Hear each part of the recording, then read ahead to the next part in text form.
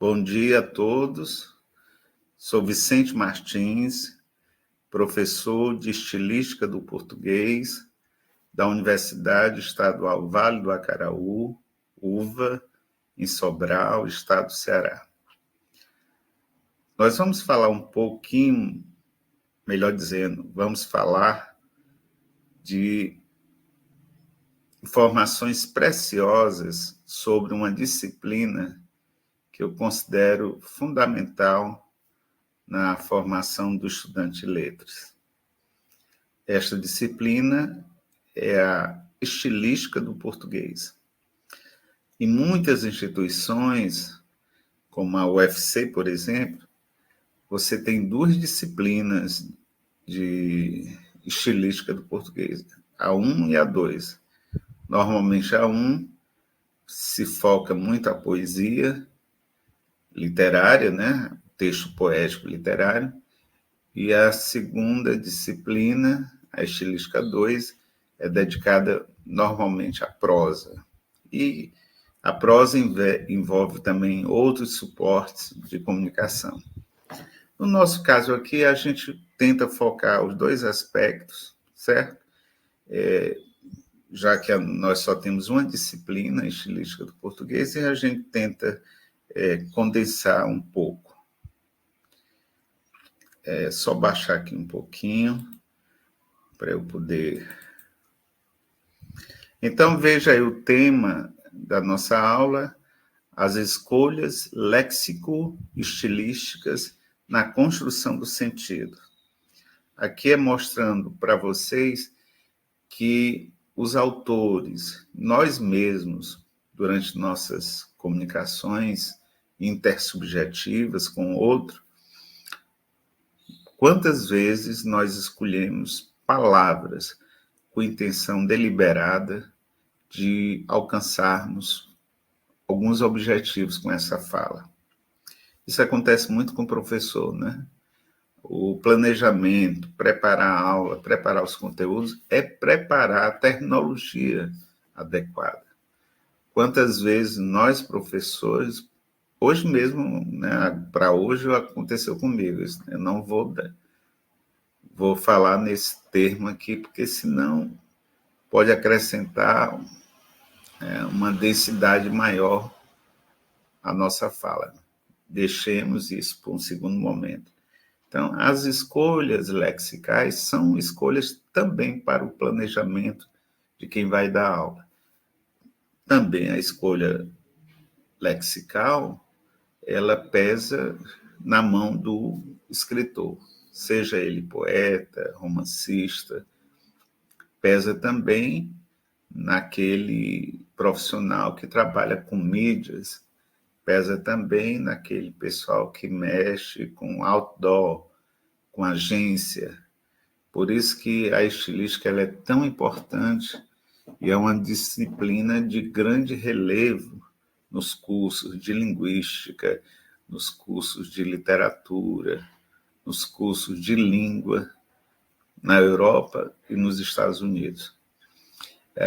Todo ano eu faço um levantamento pelo Google das principais instituições que trabalham a língua portuguesa, que trabalham a estilística, né? A estilística francesa, a portuguesa, no caso de Portugal, no Brasil, e França, Estados Unidos, Itália, né? São países que trazem com muita frequência a disciplina estilística do português. E nós, né, temos no nosso curso. Aliás, não temos mais, né? Vocês serão dos últimos alunos a receberem essa disciplina. Qual o objetivo das aulas? Destas aulas? É prover ao aluno a necessária ponte para aplicar conhecimentos da fonologia, morfologia, sintaxe e léxico semântico. Então, a estilística permite que tudo aquilo que nós aprendemos anteriormente, fonética, fonologia, morfologia, sintaxe e léxico, semântica, possamos aplicar agora nos comentários ou mesmo na análise do texto. Nós vimos mais recentemente como nós exploramos o sistema vocálico, o sistema consonantal, ao analisarmos, por exemplo, o cordel do professor Stélio, certo? Um cordel que tratava de U15.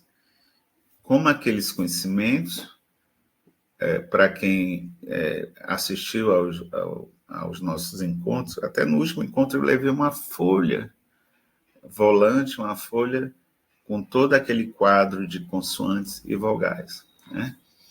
Porque a vogal alta, baixa, essas vogais participam do chamado simbolismo fonético.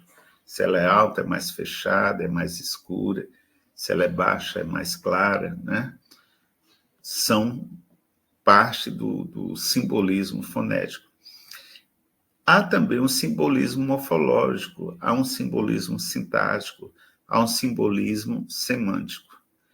Estudar, portanto, estilística do português é estudar essa faceta de simbolismos que a análise estilística nos leva. Então, o nosso foco aqui, em particular, é no domínio dos textos das mais variadas naturezas em diversos gêneros, de modo a conjugar o expressivo, o conativo e o poético.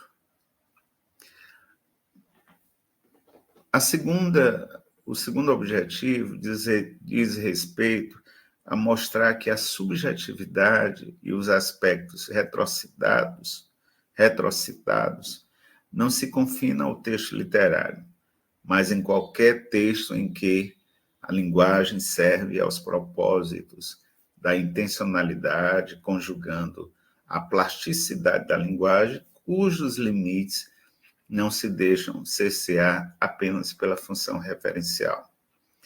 Então, a estilística existe para a gente desvelar a subjetividade de um texto, as intenções ali, os propósitos explícitos ou implícitos da intencionalidade daquele que escreve. E isso dá uma certa plasticidade ao texto. O texto ele tem uma certa manipulação em benefício desta subjetividade e em benefício de provocar sentidos, né? E um outro aspecto importante dos objetivos é mostrar de que forma as escolhas léxico-estilísticas feitas por um autor, porque quem está dizendo aqui? Porque o nosso foco, principalmente, é o texto literário, tá certo? É o nosso recorte. Produz o chamado efeito estético no discurso literário. É muito interessante que a questão do efeito estético no texto literário, autores mais recentes têm um grande interesse, né? Inclusive eu tenho obras dele, como Meguenot. Lá na análise do discurso, ele tem livros preocupados com esses aspectos relacionados ao efeito estético e ideológico também no discurso literário.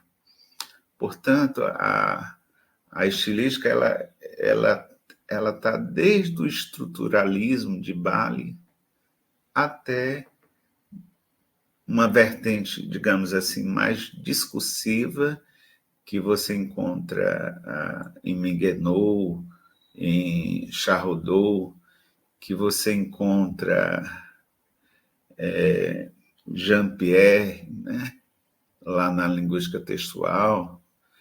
Eu me lembro fazendo cursos com Inghedori, cursos de linguística textual, ela falando também do chamado efeito estético no discurso literário. Então, isso é pacífico como presença nas linguísticas. E isso faz uma diferença muito grande na formação dos professores. Me incomoda muito, já há muito tempo, quando o linguista, às vezes ele tem mestrado, doutorado em linguística, e a gente pergunta assim, qual foi o último texto que você leu?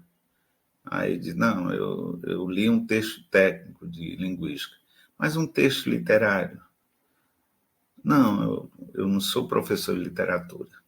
Não, todos nós, professores na área de literatura, de letras, a gente tem, eu posso até não dar aula de literatura, mas cabe a mim conhecer os grandes autores e poder dialogar, não é? Quando nós conversamos com estrangeiros, com americanos, eu converso mais com o pessoal da Espanha, né? Porque é a minha segunda língua, eu me comunico muito em espanhol. Você começa a falar, eu, por exemplo, falando de fraseologia, de linguística teórica, mas ele diz assim, e você vê isso aí, você observa, Vicente, na literatura?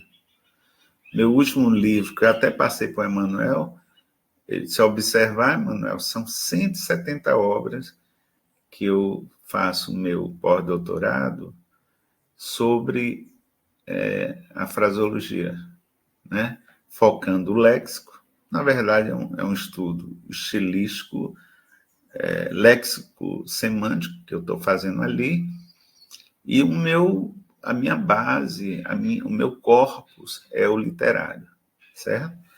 Mas não sou professor de literatura. No entanto, eu dialogo também com a literatura.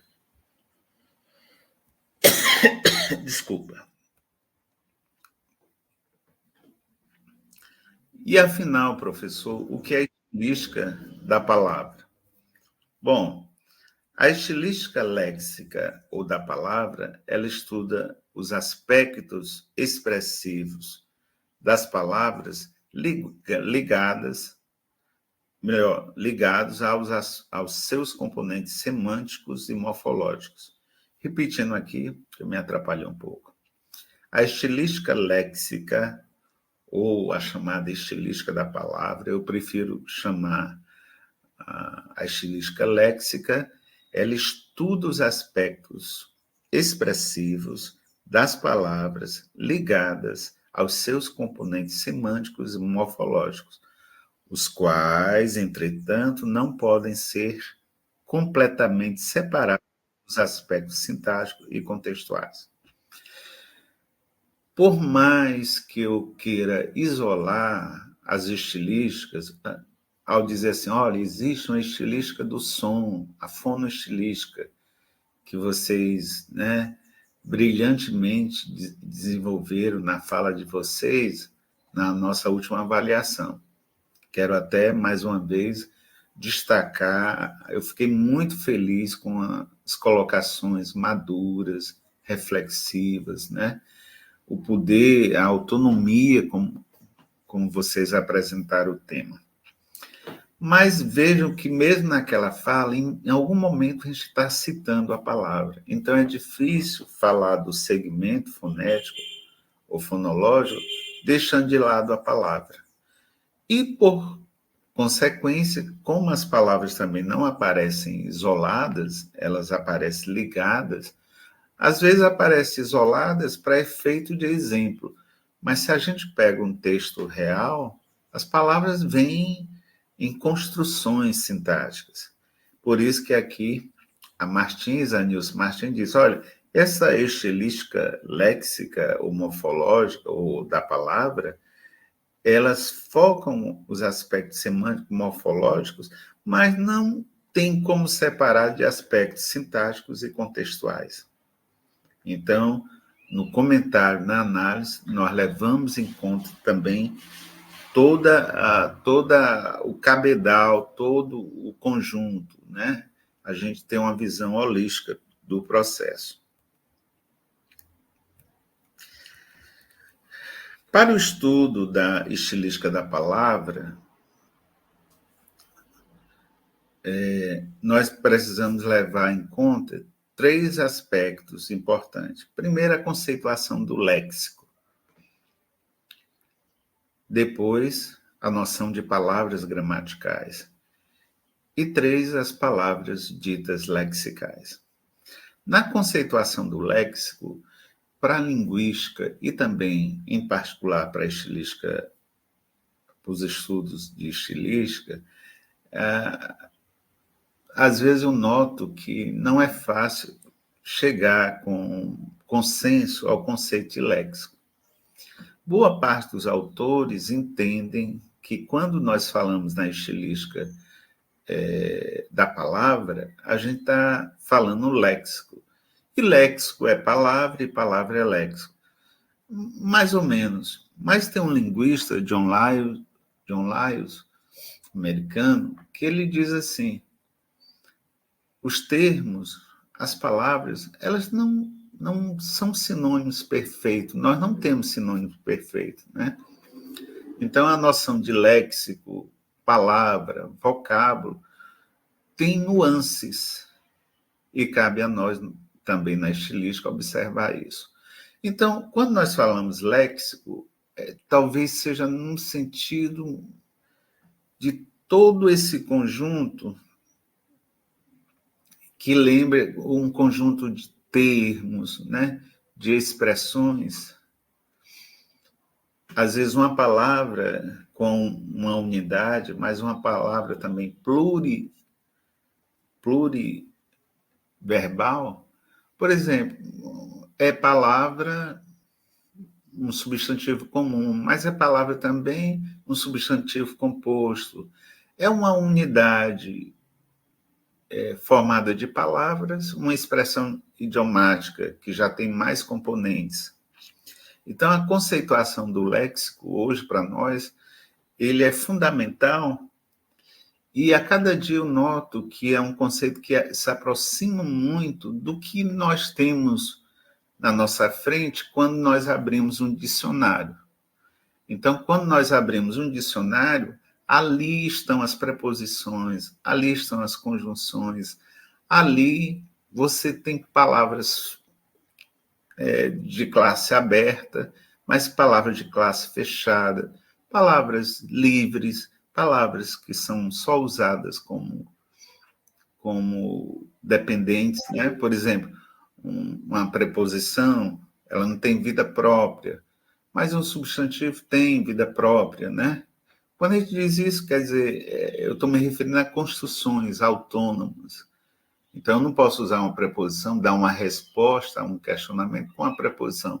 Mas pode ser que eu dê uma resposta com um substantivo. Você comeu laranja ou banana? Aí você diz assim, laranja. Pronto. Foi uma resposta. E na concepção de frase também perfeita, né? Completa. Aí eu digo, você chega, eu digo assim, você comeu biscoito com... Aí você diz, como assim? Você está dizendo com o quê? Porque esse com, ele provoca em nós um questionamento, uma dúvida, não é verdade? A gente fica levantando uma dúvida com o que se quer a partir do com. Aí você diz assim, esclareça mais. Aí a pessoa, você comeu biscoito com suco? Você comeu biscoito com doce? Aí você, tá certo. Aí você responde sim ou não e esclarece. Então, o conceito de léxico, nós vamos estudá-lo com mais... Ele vai ser construído ao longo desses dias, né?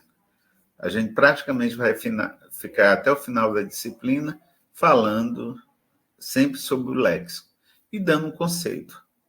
Palavras gramaticais, o próprio nome está dizendo, são palavras que estão no mundo da gramática e que são capazes também de produzir efeito expressivo. Por isso que é interessante observar a presença de pronome relativo em construções literárias, pode ter uma razão de ser. Por exemplo, nós veremos que existem determinadas formas de locuções que no século XIX eram usadas com mais frequência do que no século XX, e depois no século XXI já nem são utilizadas de forma alguma, ficaram como arcaísmo. Então, essa noção de arcaísmo, essa noção de uso da língua, interessa também muito a estilística. E as palavras lexicais são as palavras de uso mais pragmático, né? Eu diria que atualizam, de alguma maneira, a fala, principalmente do escritor. Por isso que, através do léxico, eu posso até dizer, situar o autor no tempo. Porque existem algumas palavras que são próprias de um tempo, né? Elas têm uma força diastrática muito grande. Assim também, como o processo de variação diatópico, eu posso observar nessas palavras lexicais um regionalismo próprio de um país ou próprio de um estado, certo? O Ceará, em particular, é rico por essas palavras lexicais de cunho regionalista. Fique à vontade. Alguém gostaria de fazer alguma pergunta?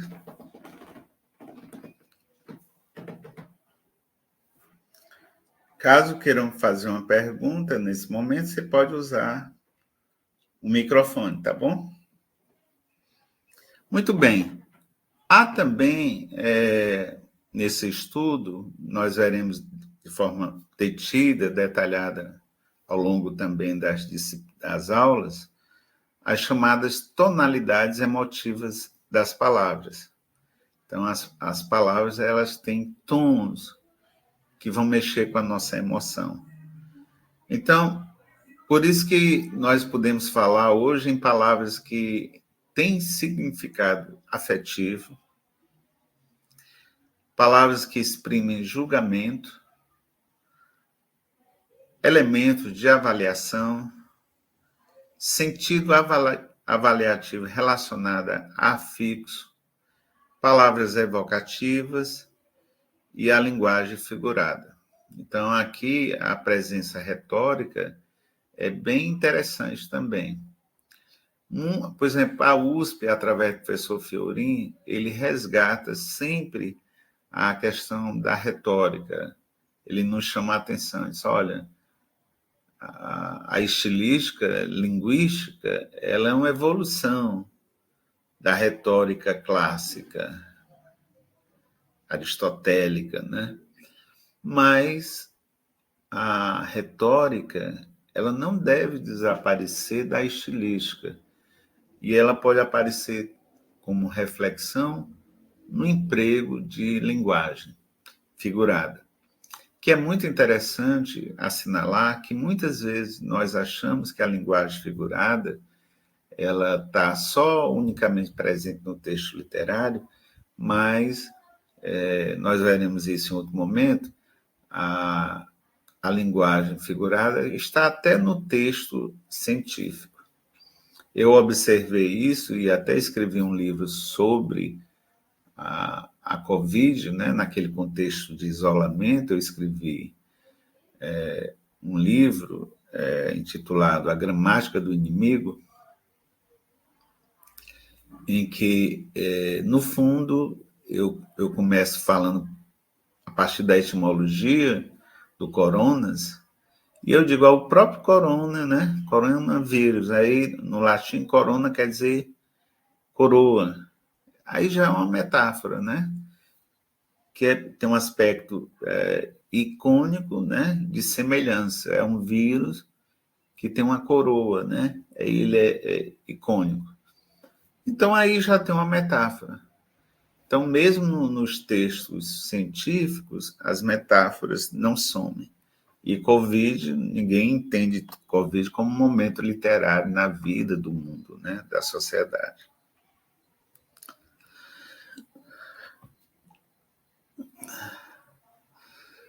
É muito interessante que esse sentido avaliativo entre outros aspectos, a gente pode explorar muito. Eu nem diria aqui sentido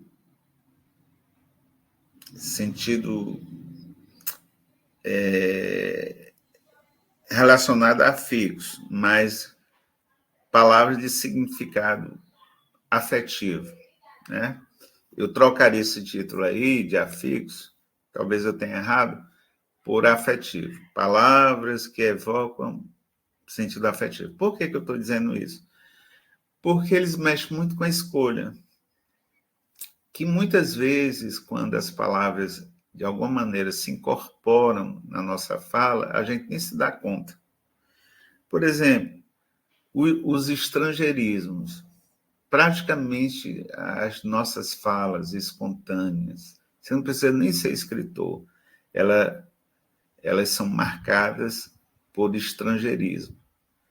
Quando você utiliza a palavra batom, uma palavra de origem francesa, você está usando estrangeirismo.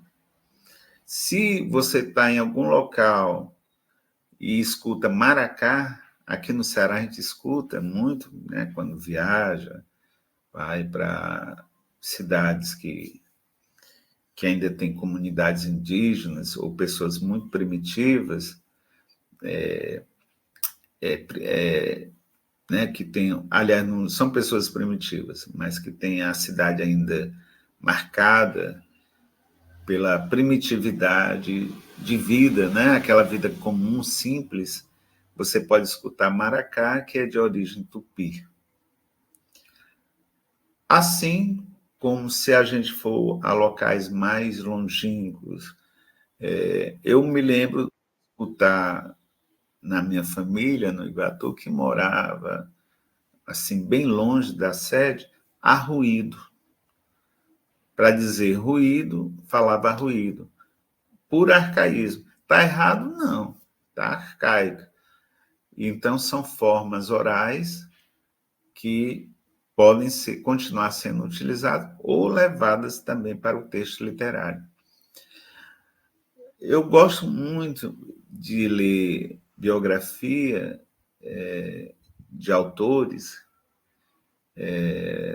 que nós sabemos, contam, que ele, durante a elaboração dos capítulos, ele andava com um cadernozinho fazendo anotação da fala do cotidiano ali. E quantos arcaísmos estão presentes em Oliveira Paiva? Às vezes vem da memória, mas também vem das anotações que ele vai fazendo, a partir da fala que ele vai escutando e leva para o texto literário. Nós sabemos quem fez isso muito bem foi José de Alencar, né? O indigenismo ali presente na obra de Alencar é flagrante, ele pesquisador.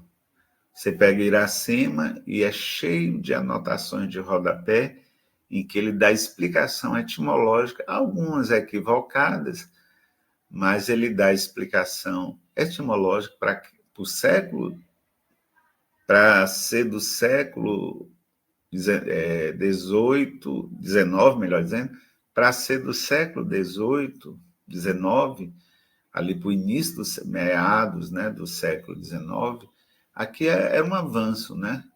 O Alencar, na verdade, foi um grande linguista, pesquisador.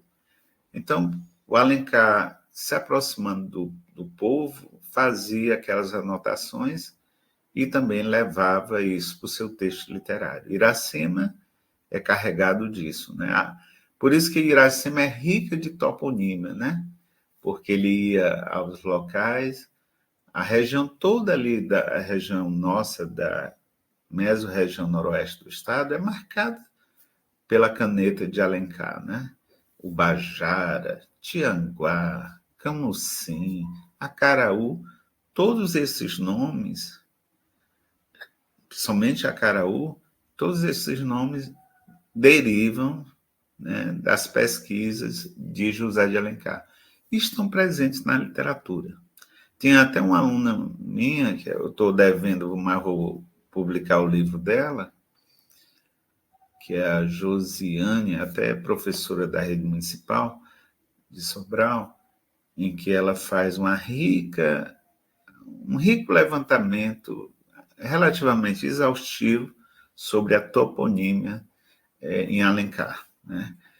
Existem trabalhos, mas eu creio que o dela avançou bastante. Então, você tem regionalismo, por exemplo, sarapatel, tipo de comida, culinária, né? Isso é regionalismo. Gírias. Vocês, eu não sei se escutam, mas eu passei a minha infância ouvindo e adolescência. Olha, isso ali é uma gororoba, pura gíria, né? Então, os autores, veja bem, por isso que dá para fazer um trabalho, quando nós pegamos texto literário, um capítulo de um texto literário. Eu farei isso com vocês. Nós pegamos um texto, a gente pode levantar estrangeirismos, indigenismos, arcaísmos, regionalismo, gíria. E hoje a inteligência artificial pode até explorar isso a seu favor, concorda? Eu posso dar um texto e digo assim, faça um levantamento em todos os indigenismos que tem. Pode ser que ele erre alguma aqui e acolá, né? Tem um equívoco. Mas é possível, porque eu já fiz isso, né? Pedi, e ele me deu realmente as formas indígenas, tá certo? Arcaísmo, com certeza ele traz. Então, hoje você pode pedir à inteligência artificial, joga o texto e pede, dá os comandos adequados. Depois você analisa, com ou sem a IA, sobre essas respostas iniciais. Há também, para nossa reflexão, a questão da sinonímia e estilo. A questão da sinonímia, toda vida que eu escuto sinonímia, ou me deparo, eu tenho vontade de escrever um trabalho, me dedicar inteiramente à sinonímia. A sinonímia é fascinante, muito interessante, é muito interessante. A sinonímia, como não existe sinônimos perfeitos, né? Aí, às vezes, só brincando, eu gosto de fazer sinonímia para morte, por exemplo. Aí dá uma lista de palavras e expressões que expressam sobre a morte. Só que cada uma tem uma razão de ser, tem uma motivação. Aí, na verdade, são sinônimos, mas nem são perfeitos, porque uns têm uma dimensão religiosa, outros têm uma dimensão mais mítica, e assim por diante. Quando se trata, por exemplo, esse nosso assunto aqui, como ele é importante também, por exemplo, gente, no âmbito do direito, no âmbito da tecnologia. Por exemplo, fulano roubou a minha carteira, roubaram minha carteira, não furtaram a minha carteira. À luz da lei, né, do Código Penal, roubo e furto não são sinônimos perfeitos. Por exemplo, o roubo acontece com violência, já o furto não, certo? O furto, por exemplo, é aquela situação que você não quer entregar e a pessoa leva. Mas quem comete o mal ali, né, vai assaltar, ele usa não da força, mas ele leva, às vezes escondido, ele furta. Furtar é diferente de roubar.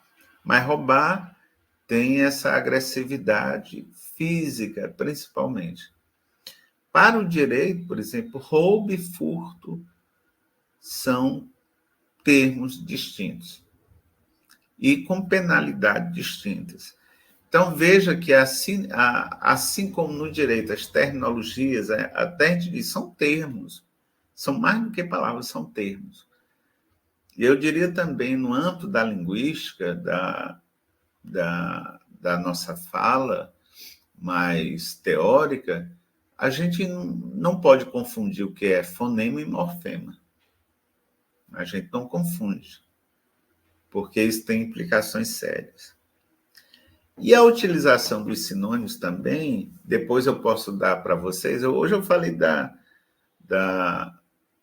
da rica sinonímia para a morte, mas tem a rica sinonímia para o dinheiro. Dinheiro quer dizer mufunfa, grana, né? Então, você tem uma rica. Quando eu digo rica, quantas vezes você tem 100 expressões ou mais só por um termo em que se gera um tabu? Aqui também, nesse estudo, nós não faremos isso, mas eu já fiz estudos sobre tabuísmos. O que são tabuísmos?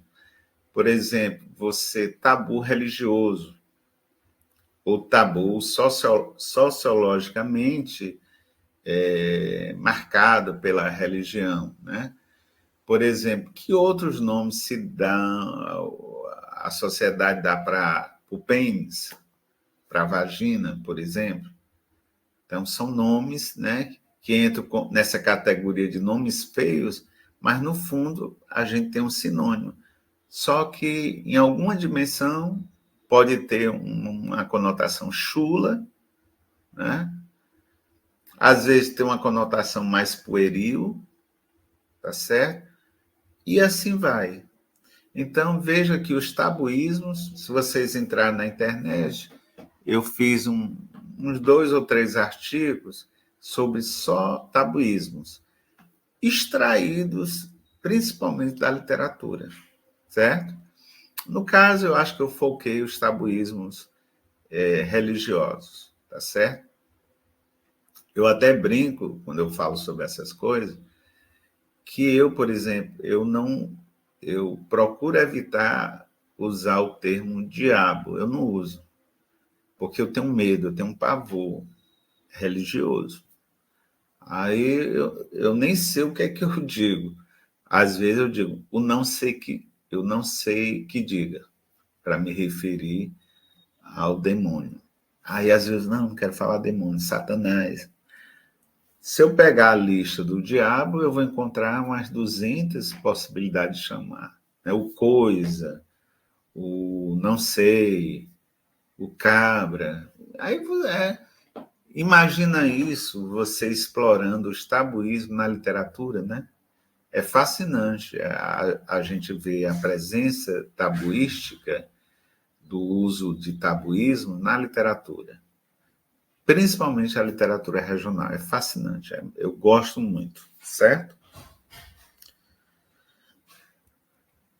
Já estamos caminhando, estou achando vocês caladinhos.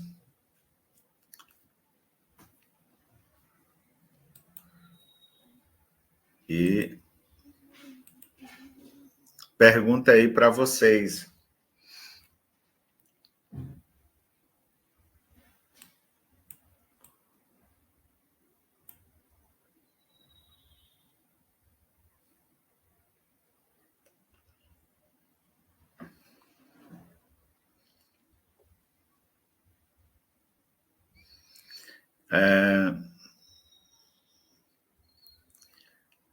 Vasconcelos está dizendo, será que dá para sair e entrar de novo? Ou se eu sair não entro mais?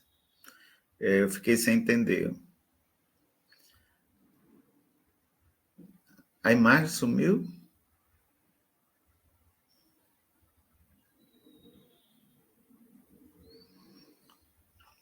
A de todo mundo sumiu? Porque aqui para mim está como se fosse normal.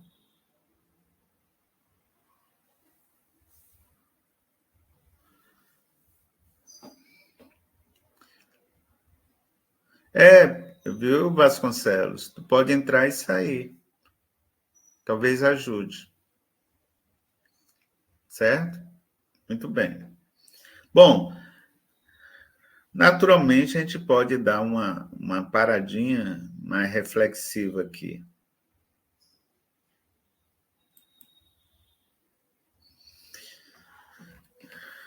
Paulina Guimarães, quer perguntar alguma coisa, Paulina?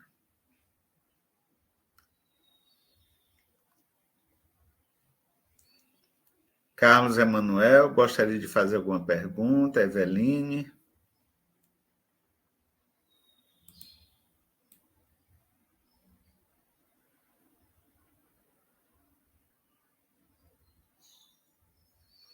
Joniele quer fazer alguma pergunta? Rian quer fazer alguma pergunta?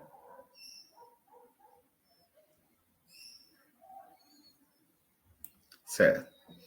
Então, a gente pode até, eu posso caminhar para a gente concluir, né? Nessa parte, Emanuel e os demais colegas. Nós estamos dando exemplos, naturalmente, mas o nosso foco, no momento, é mais teórico para apresentar. No segundo momento, a gente vai se dedicar às experiências leitoras, né? Questões relacionadas a partir da literatura, né? Como é que a gente vê isso na literatura? Muito bem. Vejam aí que eu gosto de falar, ó, até agora nós falamos em estilística léxica, estilística da palavra, e às vezes eu gosto de falar também na estilística morfológica. Quando eu foco muito a elementos da morfologia, as classes de palavras, eu prefiro chamar a estilística morfológica. Quando eu não estou preocupado unicamente com esses aspectos categoriais da morfologia, mas o léxico mais cultural, né? O emprego regional mais aberto, aí eu falo estilística léxica, tá certo? Então, nós temos uma perspectiva realmente interessante para a estilística morfológica, que é essa estilística que vai explorar aquelas categorias gramaticais. Quais são as categorias gramaticais? Aquelas 10. Ela explora substantivo, adjetivo, emprego, né? Quantas vezes a posição na estrutura da frase, do adjetivo, nós vimos isso no cordel, antes ou depois, faz diferença. O emprego da preposição, tá certo? Da conjunção, o emprego do verbo no tempo verbal. Então, a estilística morfológica, a gente até, não sei se vai dar tempo hoje, mas tem um estudo que eu faço bem interessante sobre o tempo verbal, né? Eu não sei se a gente vai fazer isso em sala ou se a gente vai dar por aqui mesmo, mas eu tenho um estudo sobre isso. A expressividade é relacionada com a flexão de gênero e número, e isso a retórica já nos acolhe, né? É muito interessante que a questão da flexão do gênero e do número, isso me faz lembrar agora as canções, né? Às vezes uma canção quebra, né?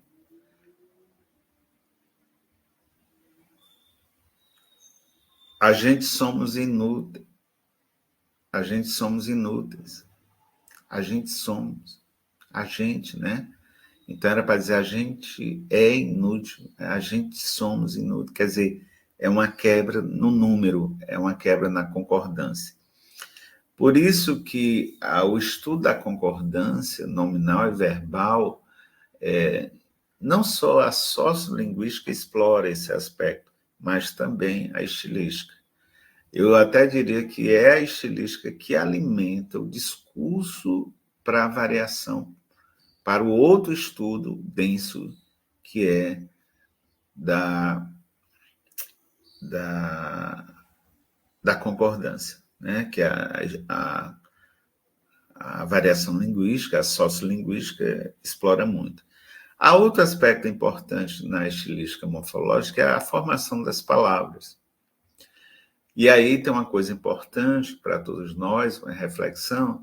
Por exemplo, você pega Graciliano Ramos. Aí você sabe que daqui a pouco vai se deparar com a palavra nova, que não está no dicionário. Isso é formação de palavras, mas é um tipo de formação chamada neológica. O que é a formação neológica? É aquela formação que pega toda a estruturação para a formação de palavras da língua, mas agora ela não vai trabalhar em cima do que se tem, a não ser por analogia. Ela traz uma forma nova. E os autores, por exemplo, eu fico a cada dia encantado com J. J. Veiga, que é um contista da literatura fantástica, no poder neológico que ele tem para criar nomes, né? Nomes de lugares, nomes de pessoas e assim por diante.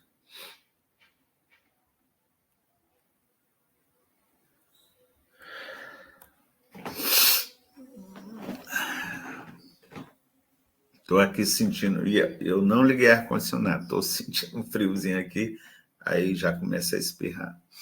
Se eu espirrar é por conta da umidade aqui. O duplo relacionamento. Esse eu queria chamar para a atenção de vocês, deste aspecto aqui. Eu trouxe esse exemplo aqui da Folha de São Paulo para a gente ler aqui e eu gostaria de ouvir vocês comentando. Há mais de 2 anos e meio, esse recorte aqui é de 21, né? Já faz algum tempo, mas aqui é para efeito de explorar, tá certo? A catedral, no caso, já foi até inaugurada. Eu acho que foi este ano, né? Que as portas foram abertas. Mas aqui diz assim: há mais de 2 anos e meio, o fogo destruiu Notre Dame, a igreja mais visitada do mundo e o monumento mais visitado da França. Aí uma seção de turismo, Folha de São Paulo, 21.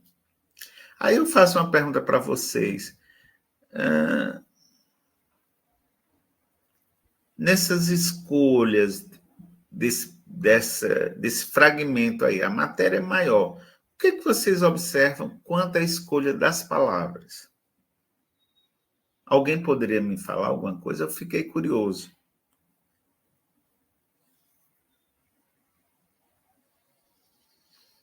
Vocês fariam alguma restrição a essa construção? Ou ela está boa, essa construção? O que vocês me dizem? Eu estou só me referindo à seleção de palavras. O que vocês acham?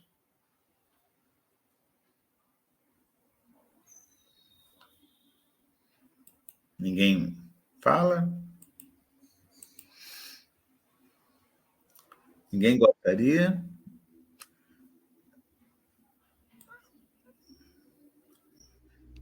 Bom dia.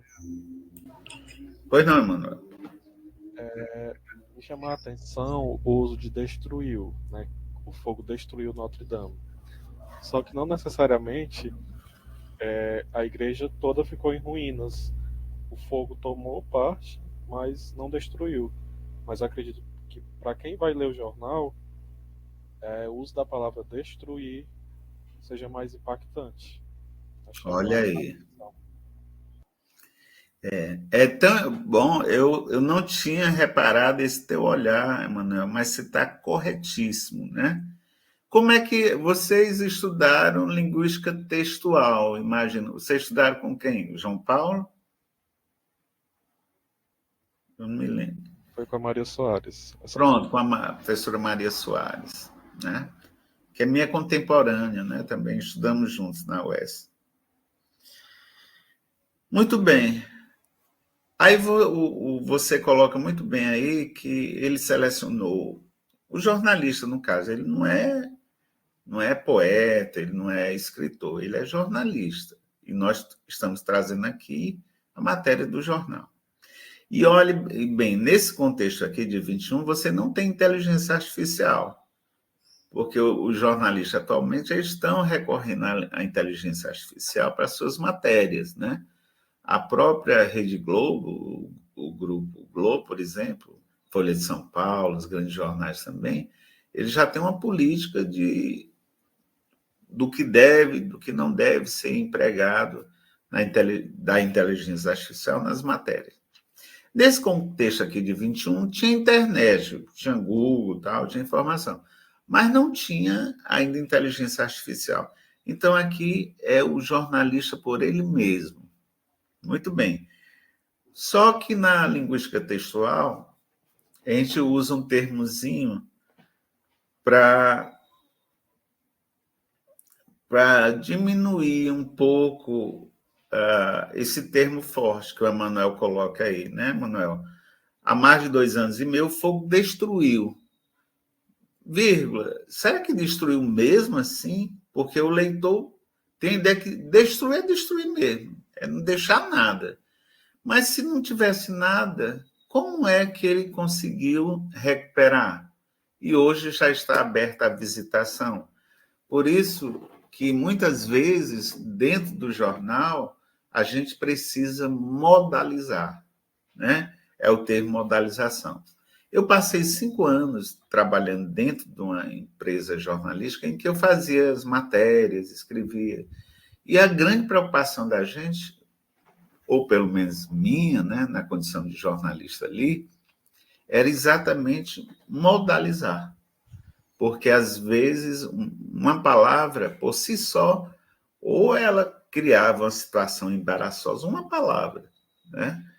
Ou não dizia muito da verdade. Então, a lei, a boa lei, a boa matéria, a não ser que você tenha prova contundente, né? Por isso que é tão difícil você afirmar as coisas sobre uma pessoa, né? O direito de, assim, presumir a inocência, porque é uma palavra que se diz contra a pessoa que mancha o nome da pessoa, leva para outro viés, né? Que não tem nada a ver com a verdade. Então, aqui o Emanuel já chamou a história do destruiu. Eu acho essa sensibilidade, esse feeling que você está tendo, Emanuel, já no início aí, você, na condição de editor, chamaria o jornalista, o repórter, rapaz, ó, destruiu mesmo, rapaz, mas as paredes caíram, o teto queimou, mas a arquitetura está lá preservada, as bases, os pilares, né? Muito bem. Micaele, pois não. Bom dia. Bom dia. Nessa fala, eu me lembrei muito das aulas de linguística sobre os jornais, né? Que nenhum jornal é neutro. As informações, as frases construídas, elas têm um intuito, né? As palavras escolhidas e a opinião de alguém por trás, né? Por isso que a forma como eu vou escrever vai de encontro com aquilo que eu acredito e aquilo que eu quero repassar para o leitor. Perfeito. Eu diria, eu complementaria, Micaele, dizendo, vai de encontro ou ao encontro, né? Porque, por exemplo, você pode também, na condição de jornalista de uma empresa, escrever exatamente o que o dono quer, né? Você pode estar a serviço ideologicamente da ideologia daquela empresa, né? E realmente é verdade. Nenhuma empresa, nada é neutro. Não tem como ser neutro, tá certo? Prova disso, a turma brinca, né? O ex-governador do Ceará, o Gonzaga Mota, dizia a política é muito dinâmica. Por que é dinâmica? Porque uma hora você... Parece que os dois políticos ali estão conversando, estão brigando. Aí, na outra hora, já estão no conchavo, já estão... Isso morre. Aí a gente fica, mas ele disse que ele era não sei o quê. Mas ele disse isso aí. Puxa vida, ele esqueceu. A política modaliza, né? O tempo inteiro ela fica modalizando. Aí quando a gente chega, mas você disse que ele era não sei o quê. Aí ele diz, não, foi naquela época. Já mudei meu pensamento. Quando eu disse, não foi nesse sentido. Aí você vai modalizando, né? Mas você tem inteira razão que também o jornalista ele pode ter, talvez fosse de interesse, essa matéria, eu me lembro, é uma matéria que foi traduzida para a Folha de São Paulo, ela é de origem francesa, pode ser que aquele grupo, ou aquele olhar enviesado naquele momento, viu assim. Pode ser um ponto de vista também do jornalista, né? Se ele tiver autonomia. Tem uma coisa aqui que eu estou colocando agora para vocês, de assim, a igreja mais visitada do mundo e o monumento mais visitado da França. Eu não sei se vocês ouviram dos seus professores, principalmente na educação básica, aquela história assim, evite repetir palavras. Né? Uma frase dessa, uma estrutura dessa tão curta, aí você já está repetindo 2 vezes visitada, né? Visitada, a igreja mais visitada do mundo e o monumento mais visitado do mundo. O que é que vocês acharam dessa repetição? Essa repetição, ela empobrece o texto? Ou eu deveria procurar um sinônimo, na opinião de vocês?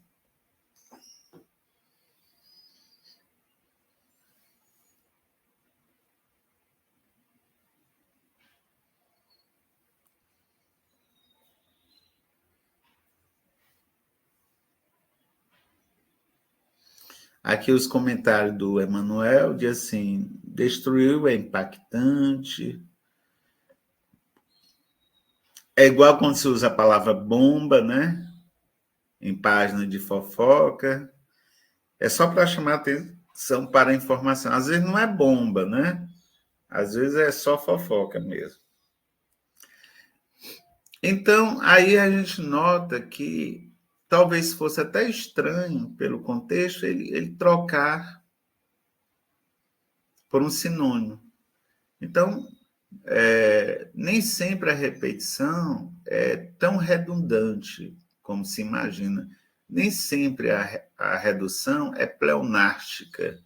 Às vezes, a repetição ela é expressiva, ela é carregada de expressividade.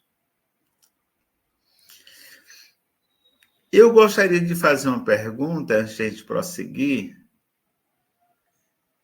Vamos analisar sintaticamente. Como é que vocês classificam? Está aí na prova do concurso. Como é que vocês classificam nesta frase aí essa expressão? A igreja mais visitada do mundo e o monumento mais visitado da França. Como é que você chama isso sintaticamente?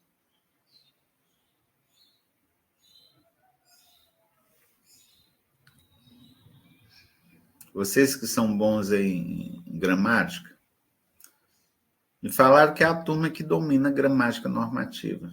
Como é que vocês classificam aí? Está na prova do concurso. Pode fazer qualquer comentário.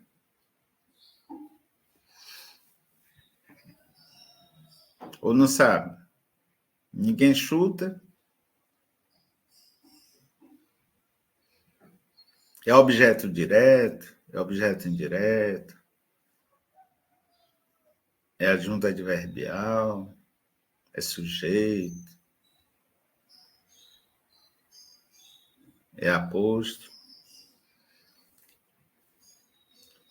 Vasconcelos, o que é que você acha? Paulina Guimarães, o que é que você acha?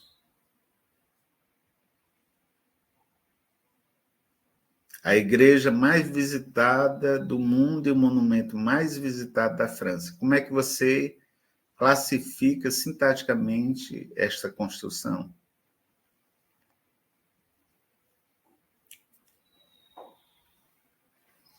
Muito bem. Se vocês observarem, eu vou até dar de forma assim.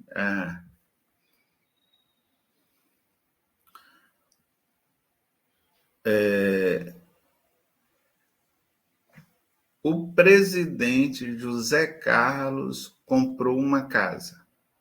Como é que vocês classificam sintaticamente presidente? Eu vou ter outra frase agora. Eu estou dizendo, o presidente José Carlos comprou uma casa. Como é que vocês classificam sintaticamente presidente? Quem não quiser falar, pode colocar aqui na mensagem que eu leio. Estão com medo de errar? E na sala de aula?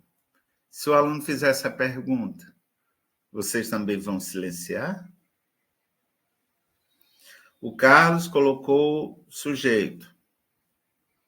Então, veja, o presidente José Carlos comprou a casa. Sujeito. Tá com cara, viu? Todo mundo concorda que é sujeito?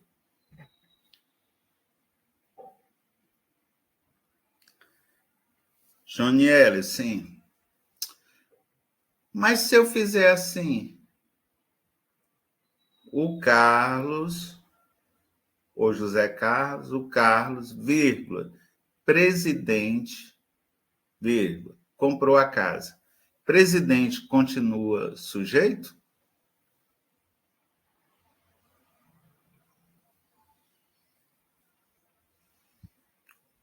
Você responde sim ou não.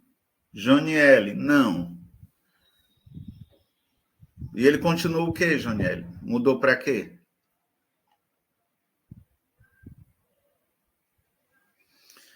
Eu perguntei, são duas perguntas.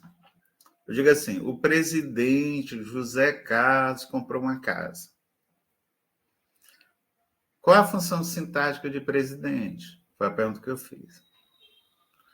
Aí alguns aqui, corajosamente, colocaram sujeito. Você, Vasconcelos, colocou agora núcleo do sujeito. Aí, eu mudei a frase e botei assim, o José Carlos, vírgula, presidente, comprou uma casa. Aí diz, vocês disseram que na anterior era sujeito. E agora? José Carlos, vírgula, presidente, comprou uma casa. Qual a função sintática de casa? Aí a Vasconcelos chama de aposto explicativo. Por quê? Por que você está chamando aposto explicativo?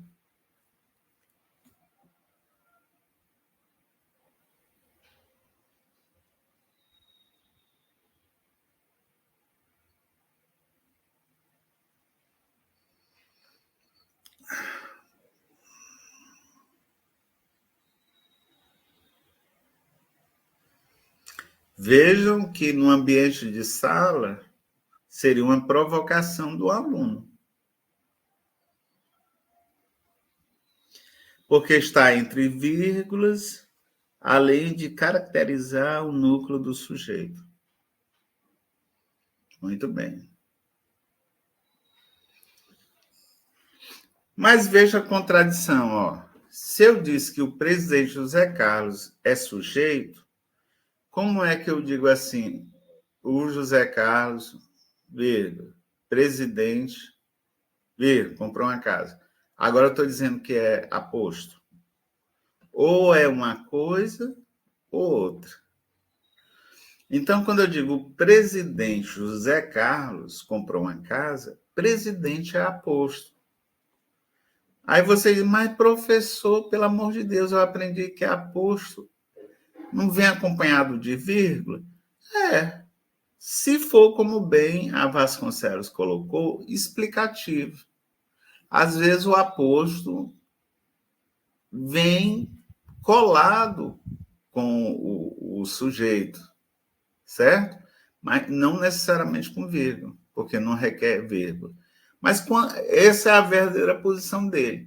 Mas quando eu jogo para lá, faço o descolamento, esse deslocar de posição, as vírgulas, por isso que a gente diz, é explicativo, mas na verdade é virgulado para dizer que o aposto mudou de posição. A escrita cria um caminho para dizer, olha, você deslocou da posição. Então, o aposto, ele pode estar acompanhando ali o sujeito, o nome, colado com ele, sem ter necessariamente vírgula, certo? Então, é uma parte interessante estudar na gramática normativa a expressividade do aposto. Então, quantas formas de aposto pode aparecer, né, que pode vir com ou sem vírgula? Você não tem as orações subordinadas, adjetivas, restritivas, com ou sem vírgula. Aí muitas vezes as pessoas dizem, não, toda restritiva tem que ter, não pode ter vírgula. Tem situação que tem vírgula, certo? Mas o que determina é, portanto, o aspecto semântico. A semântica é que determina, e não só a vírgula. Então, retomando aqui, você diz assim, ó, há mais de 2 anos e meio, o fogo destruiu Notre Dame, vírgula, a igreja mais visitada do mundo e o monumento mais visitado da França. Então, você vê que ele jogou o aposto para o outro lado, né? E é um aposto assim bem complexo, grande, né? Ó, era para ser assim, há mais de 2 anos e meio o fogo destruiu a igreja, não é verdade? Destruiu a igreja Notre Dame. Aí o que foi que ele fez? Deslocou e jogou a igreja para depois do núcleo do sujeito e com isso fez o aposto. Só que ele expandiu o aposto. Ele aproveitou e acrescentou a igreja mais visitada do mundo e o monumento. Aí ele vem com sinônimo, ó. Vem com a sinonímia. A igreja, para não repetir, igreja de novo, e o monumento mais visitado da França. Então você vê que você não está num texto literário, mas você tem uma riqueza extraordinária, né, na sintaxe expressiva e na seleção realmente do léxico. Então aí, em vez de repetir igreja, ele já bota monumento, tá certo? E não abre mão do visitado, a igreja mais visitada e o monumento mais visitado, né? Para dar, portanto, maior ênfase ao texto. Esse texto aqui é maior, viu? Eu que reduzi para esse pedaço aí. Então, aí, nesse duplo relacionamento, você vê um relacionamento paradigmático. Vocês estudaram isso muito na introdução à linguística, o paradigma, que é o mecanismo de substituição. Você vê aí que no aposto ele substitui igreja e monumento, né? Um relacionamento sintagmático, operações de arranjo, combinação.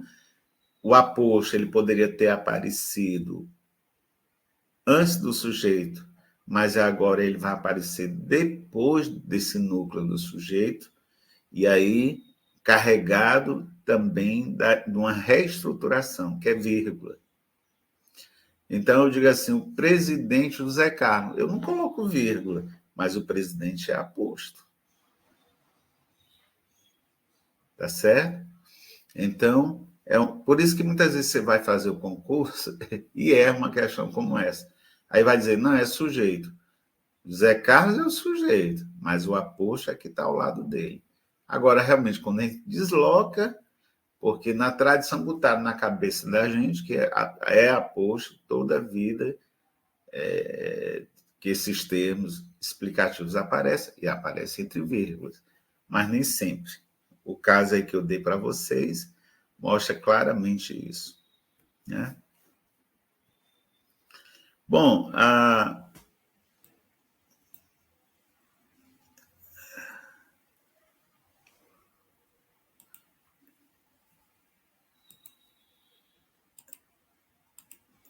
eu gostaria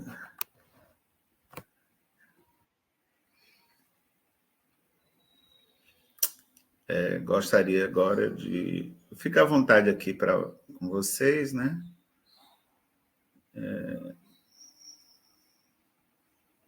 Gostaria que vocês quisessem fazer alguma pergunta. Estamos aqui.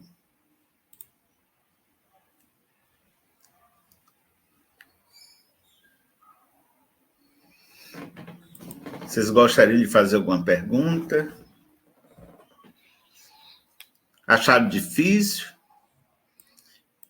Eu não dei muita coisa, né? Tem muito mais para falar, inclusive desse aspecto.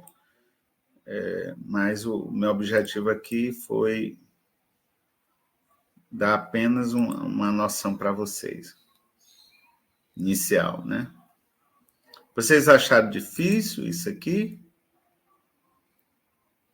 O que é que vocês me dizem?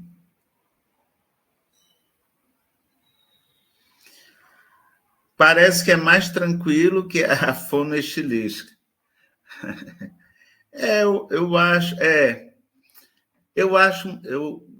Eu tenho um foco, viu? Eu escrevi 2 livros sobre fonoestilística, né? A fonoestilística ela requer mais cuidados, né? Somente nesses fenômenos de alterações fonéticas, você estudar tal. O léxico é saboroso demais, né? Você estudar a seleção de palavras dentro do texto, isso é muito interessante. Vou só voltar aqui, não sei, vou tentar mostrar aqui para vocês, antes de fechar mesmo, só para que vocês... Deixa eu ver aqui se vai aparecer aqui para vocês.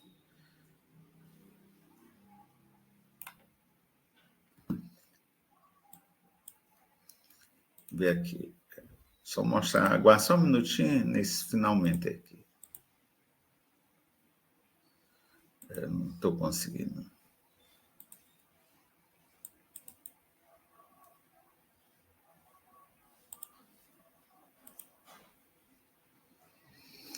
Não estou conseguindo passar.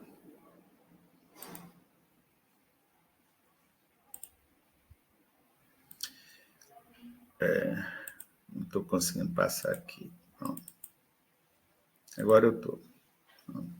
Vocês estão vendo aí? Os 3 livros. Alguém está vendo? Ninguém?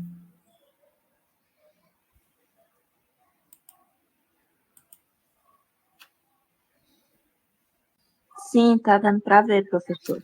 Pronto.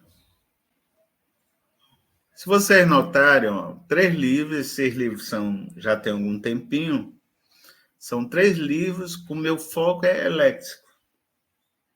Né? Eu faço um estudo sobre o léxico em Capitães da Areia, estudando toda a presença expressiva desse léxico. Faço um estudo sobre as escolhas léxico-estilísticas em Lígia Fagundes Telles, livro publicado, e sobre esse autor aí, de Os Corumbas, que é o Amando Fontes. Estudando só o léxico, e Os Corumbas, por exemplo, é um léxico muito ideologizado. Aqui no Capitães da Areia também é um léxico com bastante carga ideológica.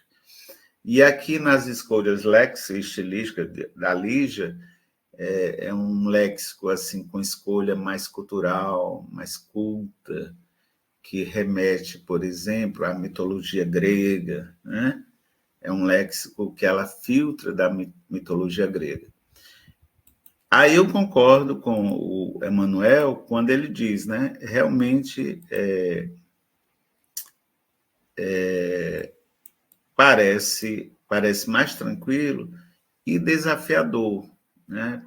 Para a pesquisa em termos de se estudar. Então, todo o texto literário, por exemplo, é marcada pelo léxico, né?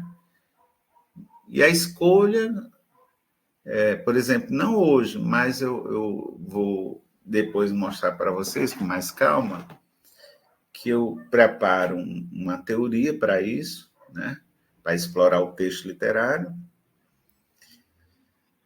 em que eu vou trabalhar a noção de culturemas, que são essas unidades lexicais que vão aparecer num texto literário e que querem dizer mais do que, aparentemente, o substantivo referencial, né?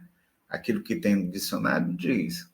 Então, eu fico mostrando que, olha, essa expressão que no dicionário é uma coisa, aqui no texto literário, ela alude a outra coisa. Então, é o poder lexical evocando ideologias, evocando mitologias, denunciando, né? Então, é uma matéria bem interessante. Nós fizemos um livro, eu, o Marton e o Vicente, sobre as escolhas. Vou até levar na próxima aula para vocês, eu levo para que vocês vejam. A escolha lexical em JJ Veiga, né? Que é ele escolhendo a dedo as palavras que vão aparecer nos seus contos, né? Eu tenho um gosto nisso, eu tenho uma paciência de Jó, eu sou capaz de ficar um ano só coletando, garimpando isso aí, eu adoro, né? Depois nós fechamos e publicamos em livro.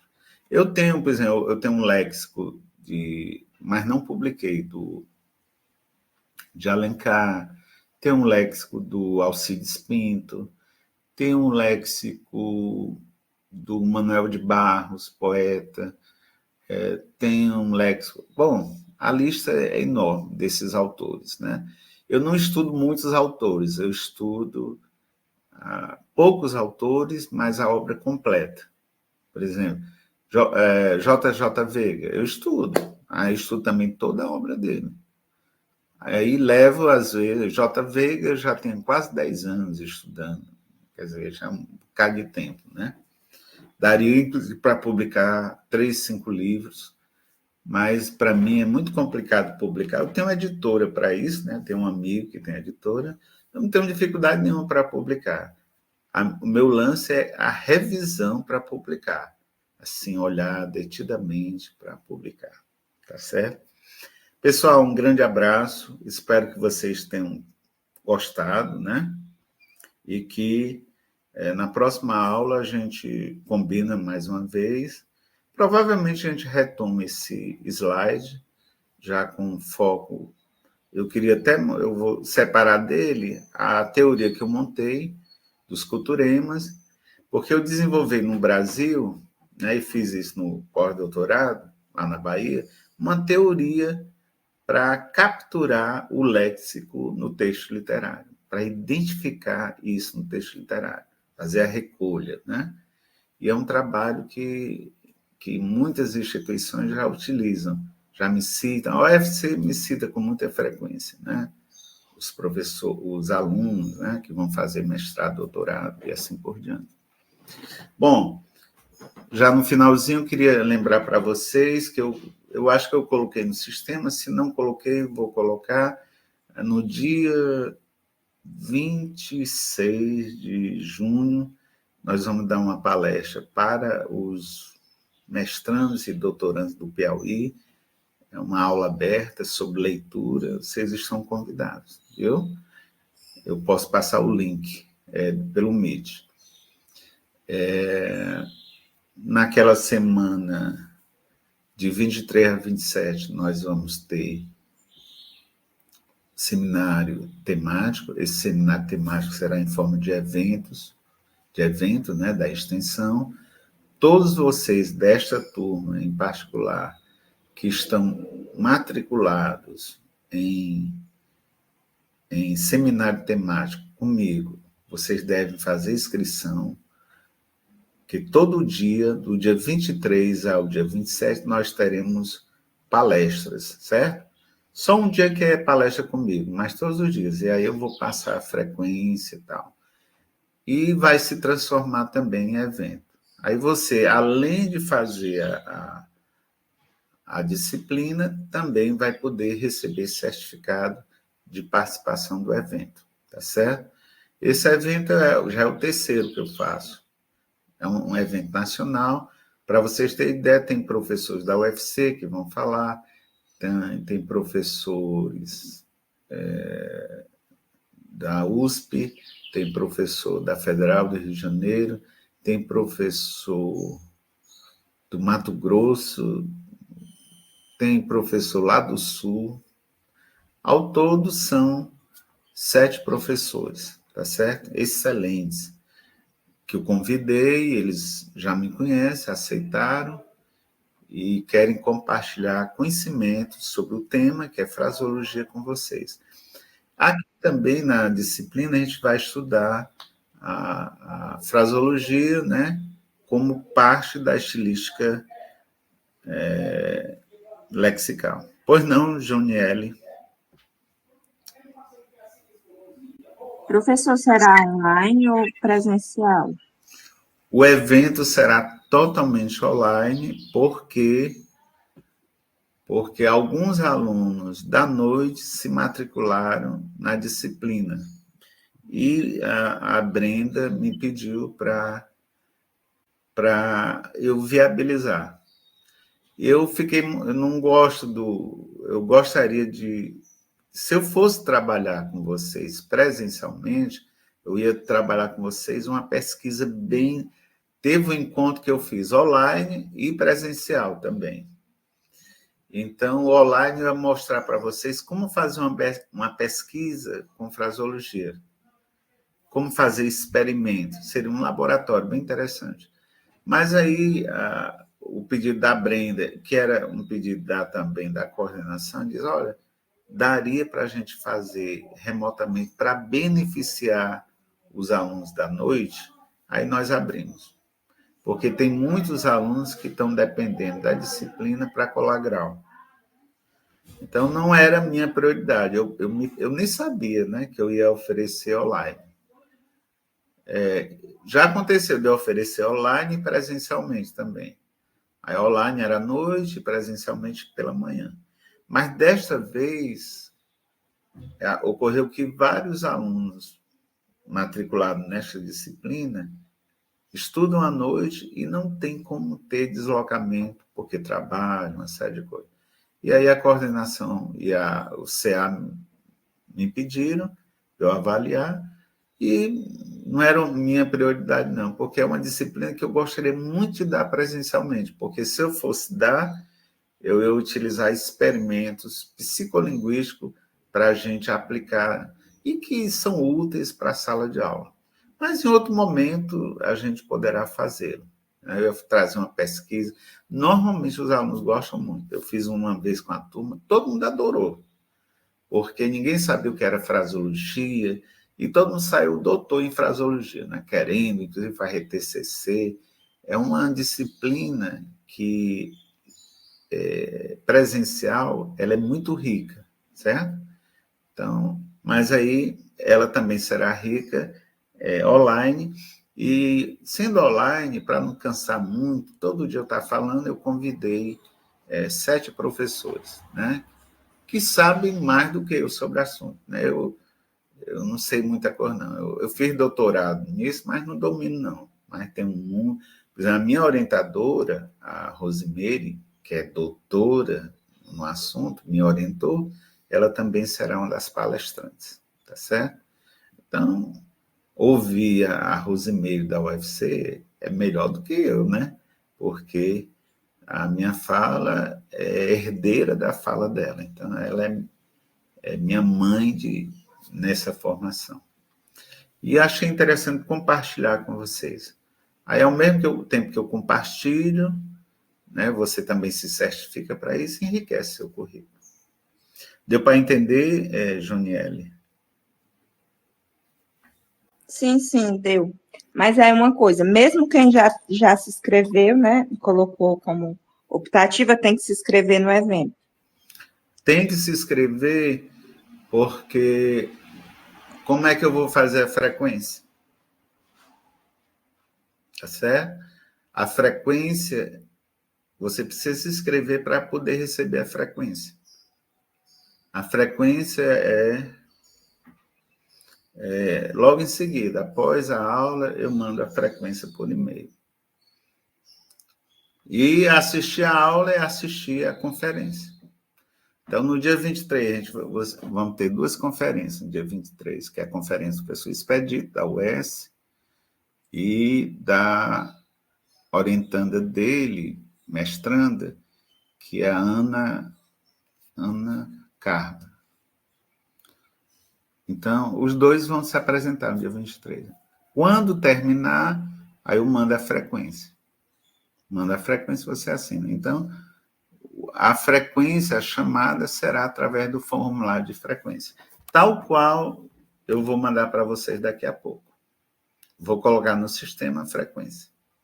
Aliás, posso até colocar agora. Já. Né? Aguarde só um pouquinho.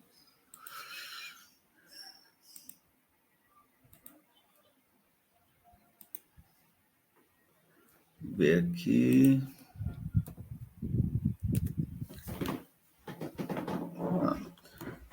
Da aula de hoje, já estou colocando a frequência. O Carlos perguntou, dia 18, eu perdi a noção. Deixa eu ver aqui. Deixa eu ver. Carlos, só um minutinho.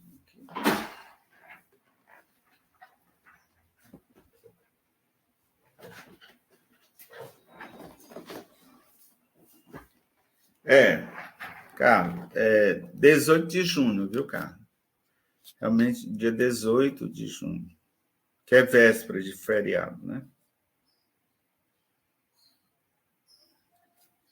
Teremos aula também. Então, este mês, Carlos, nós teremos aula dia 4, dia 11, dia 18, só não no dia 25. Mas no dia 25, para aqueles que não vão fazer o seminário, através do evento, eu posso indicar uma gravação para estudo. Aliás, posso indicar um link para que você... O ideal é que você participe, né? Porque mesmo aqueles que já fizeram... Por exemplo, a Micaele, né, Micaele? Talvez seja o caso da Micaele, que ela não pôde fazer a matrícula na disciplina. Mas você pode participar como ouvinte, participante, né, ativo. Você pode participar do evento. Aí, qual a vantagem? Você recebe a certificação de participante, certo? Já tem mais ou menos, eu não sei precisar, mas eu acho que está cerca de 300 inscritos. Além da turma, nós temos mais ou menos uns 300 inscritos. A tendência é ter mais.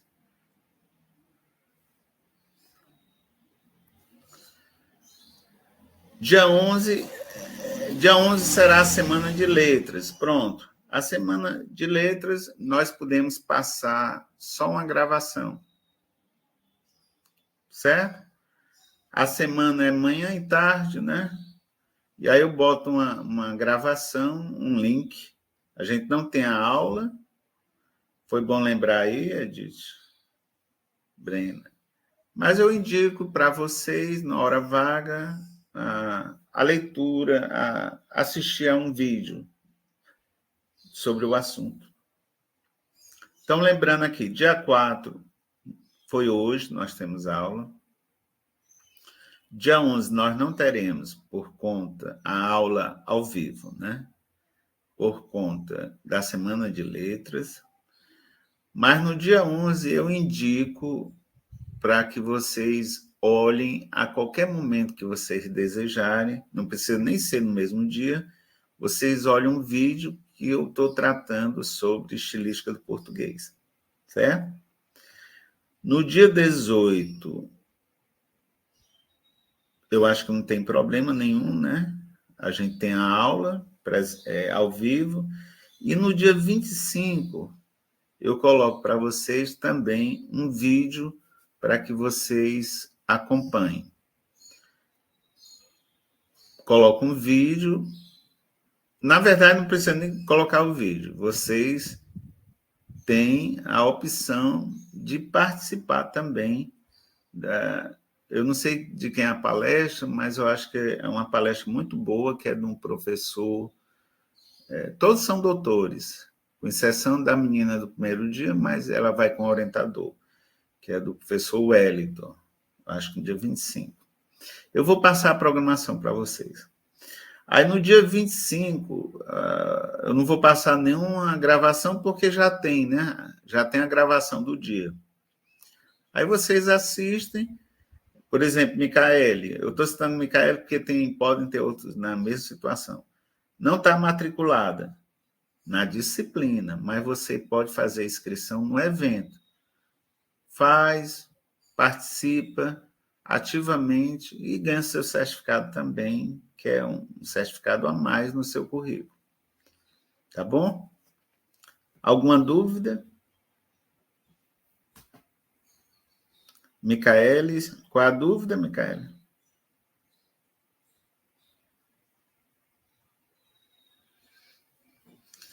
Também vocês, quem tiver interesse em participar como monitora, ganha também certificado.